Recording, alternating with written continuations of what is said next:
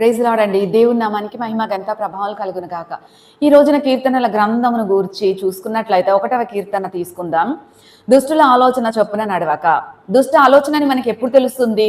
ఎవరైతే ప్రభువుకి విరోధమైన, ప్రభువుకి వ్యతిరేకమైన ఆలోచనలు. ప్రభు యొక్క ఆలోచనలు ఏంటి? ఇతరులని ప్రేమించాలి, నిన్ను వలె నీ పొరుగు వారిని ప్రేమించుము. బైబిల్ గ్రంథం అంతా చూసినట్లయితే పవిత్రమైన, పరిశుద్ధమైన ఆయన ప్రేమను గూర్చే ఉంటుంది మొత్తం కూడా. కనుక ప్రేమ సంబంధమైనవి ఏదైనా, ప్రభు ప్రేమ సంబంధమైనవి ఒకరి మాట సమాధాన పరిచేటట్లుగా ఉంటే అది మంచి ఆలోచన. ఉదాహరణకి మనకి ఎవరితోటైనా మనస్పర్ధలు ఉన్నాయి. దుష్టులు ఇచ్చే ఆలోచన ఎలా ఉంటుందంటే, నువ్వు ఎందుకు ఊరుకున్నావు, అలా అంటే నువ్వు తిట్టు, కొట్టు, నరికే, చంపే, ఇంకా ఏవేవో చెప్తూ ఉంటారు. ఇక మనము రెచ్చిపోయి ఇష్టానుసారంగా ప్రవర్తిస్తే మన గతి అధోగతి అయిపోతుందండి. కొందరు అలాగే ఉంటారు, ఆలోచించరు. అయ్యో ఇలా చెయ్యొచ్చా, ఇలా చెయ్యొద్దా, ఇది మంచి ఆలోచన లేకపోతే మంచి ఆలోచన కాదా, ఏమి కూడా అసలు ఆలోచించరండి. ఎవరైనా ఒక దుష్ట ఆలోచన ఇస్తే జస్ట్ లైక్ దట్ ప్రొసీడ్ అయిపోతూ ఉంటారు. కానీ అలా చేయకూడదు. మనం ఆలోచించాలి, తెలుసుకోవాలి ఇది ఏ ఆలోచన అనేది. అది దుష్ట ఆలోచన, వీళ్ళు దుష్టులు అని మనకి ఆ ఆలోచనల వల్ల కన్ఫర్మ్ అయిపోతుంది కనుక డిస్టెన్స్ కీపప్ చేయాలి వారితోటి. Hi means hi, bye means bye, hi bye అంతే. ఎక్కువ తక్కువ మాటలు పెట్టుకోకూడదు అనమాట.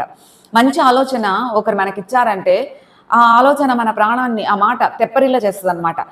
సమాధానం కలుగుతుంది, సంతోషం కలుగుతుంది, మన భారము తేలికైపోయినట్టుగా ఉంటుంది. అలా కాకుండా మనకి మనలో కలవరం పుట్టించేదిగా ఉందంటే ఆ మాట మనకి అసమాధానాన్ని కలుగచేసి మనకి నెమ్మది లేకుండా ఇంకా గ్రడ్జ్ ఇంక్రీజ్ అయ్యేటట్లుగా ఉందంటే అది దుష్ట ఆలోచన. సో ఎప్పుడు కూడా మంచి ఆలోచనకే చోటు ఇవ్వాలి, మంచి వారికే చోటు ఇవ్వాలి.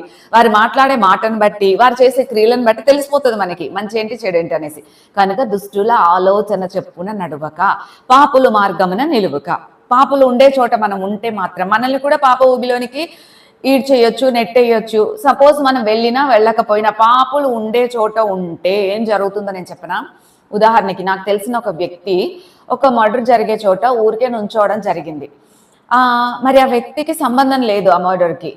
ఏం జరిగిందంటే పాపము ఏంటి, ఎప్పుడు కూడా జరగని ప్లేస్ అయ్యి ఉండొచ్చు. వారి ప్లేస్లో ఫస్ట్ టైం అనుకుంటా ఇంట్లో ఉన్న వారు కాస్త బయటికి వెళ్ళిపోయి వాళ్ళ ఇంట్లో వాళ్ళు వచ్చేయమన్నా కానీ లోపలికి వెళ్లకుండా ఏంటో చూసొస్తానని పాపం అబ్బాయి అక్కడే నుంచోవడం జరిగింది.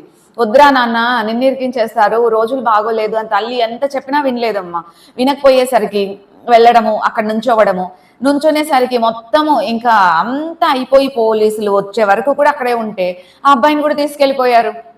అబ్బాయి అంటే ఒక 25 సంవత్సరాల వయసు ఉండొచ్చేమో. అబ్బాయిని కూడా తీసుకెళ్ళిపోయారు. అబ్బాయిని కూడా మరి పోలీస్ స్టేషన్లో విచారణ చేశారు. సంబంధం లేని ఆ కేసులో ఇరుక్కుపోయాడు. ఆ కేసు ఫైల్ చేశారు. అది ఇప్పటికి కూడా తీరని కేసు లాగా ఉంది. ఆ కేసు గురించి ప్రార్థనలు చేయమని చెప్తూ ఉంటారు, చేస్తూ ఉంటాము. కొన్నిసార్లు అలా జరుగుతుంది. పాపులు ఉండే చోట నుంచుంటే మాత్రం మనకి నష్టమే, కానీ మనకి అందులో ఏ మంచి జరగదు. కనుక ఇంకా చెప్పుకోవాలంటే చాలా ఉంది. అలాగా బలవంతాన పాప ఊబిలో పడిపెట్టేట్లుగా చేస్తారు, బలవంతాన పాపంలోనికి ఈడ్చేస్తారు. కనుక చాలా జాగ్రత్తగా ఉండాలి. దుష్టులకి దూరంగా ఉండాలి, పాపులకి దూరంగా ఉండాలి. మంచి వారికి, మంచి మాటలు చెప్పే వాళ్ళకి, మంచి క్రియలు, వాళ్ళ మాట కంటే క్రియ మాట్లాడుతుంది కదా, ఆ క్రియ ప్రభువుకి ఓకేగా ఉందా అని గ్రహించుకొని వారితోటే మన ఆత్మ సంబంధమైన స్నేహం కలిగి ఉండాలి. ఆత్మలో ప్రభువులో ఎదగడానికి దోహదపడేటట్లుగా ఉండాలి వారి క్రియ కానీ వారి మాట కానీ. అలాంటి వాళ్ళతోటే మన ఫెలోషిప్ ఉంటే మనకి మంచి జరుగుతుంది అనమాట. మరి ఏం చేయాలి? అపహాసకులు కూర్చుండే చోట కూడా కూర్చోకూడదు.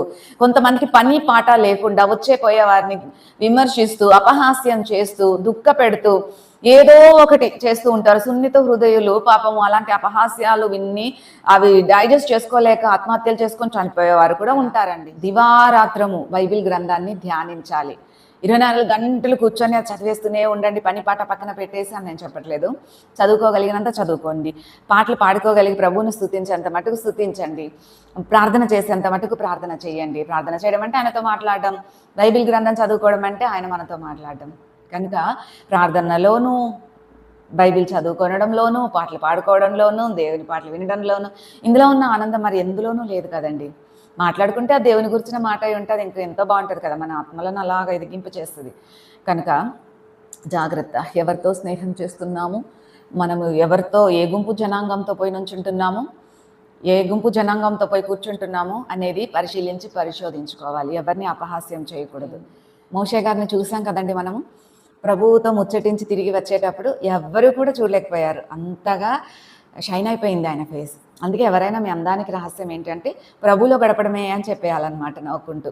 ప్రభువులో ఎంతకెంతకి గడుపుతామో అంత ఆరోగ్యంగా, అందంగా ఉంటామండి.